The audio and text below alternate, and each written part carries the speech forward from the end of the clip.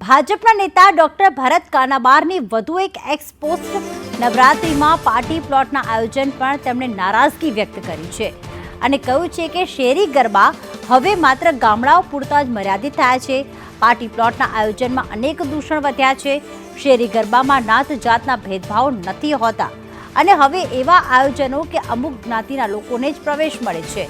ખોબા જેવડા અમરેલીને પણ આ ચેપ લાગ્યો છે તેવું એક્સપોસ્ટ કર્યું છે।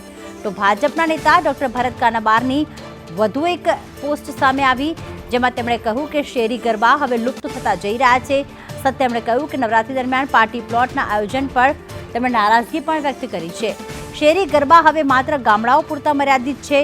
સાથે તેમણે એ પણ કહ્યું છે કે આયોજનમાં અનેક દૂષણો હોય છે।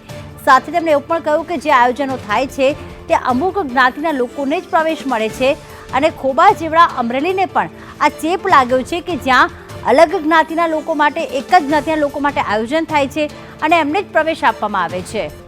સૂર્યકાંત અમારી સાથે જોડાઈ ગયા છે। સૂર્યકાંત, આગામી સમયમાં જ્યારે નવરાત્રિનું આયોજન કરવામાં આવશે અલગ અલગ પાર્ટી પ્લોટમાં, એની પહેલાં આ એક્સ પોસ્ટ સામે આવી છે ત્યારે ખાસ કેટલો રાજકીય ગરમાવો આવી શકે છે, શું સંકેત આપી રહી છે આ પોસ્ટ?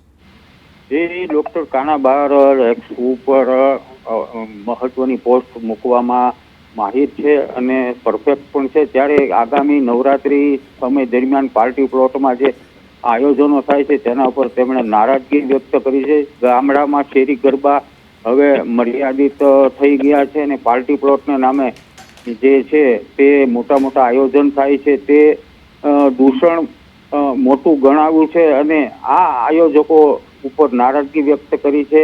અમુક જ્ઞાતિના લોકોને તે પ્રવેશ મળે છે જેને કારણે અમરેલીના ખોબા જેવડા ગામમાં પણ શહેરમાં પણ આ ચેપ લાગ્યો છે। તેને લઈને કાનાબારે જ્ઞાતિજનો આધારિત નવરાત્રી આયોજન કરતા આયોજકો ઉપર પ્રહાર કર્યો છે। જી આભાર સૂર્યકાંત તમામ વિગતો માટે।